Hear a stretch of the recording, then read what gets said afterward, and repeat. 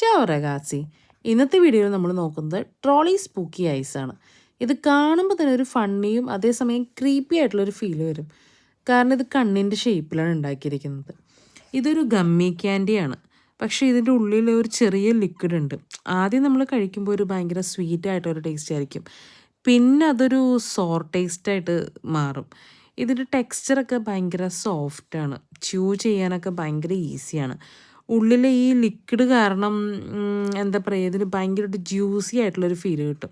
ഇതിൻ്റെ പാക്കേജിംഗ് ഒക്കെ ഭയങ്കര അട്രാക്റ്റീവാണ്.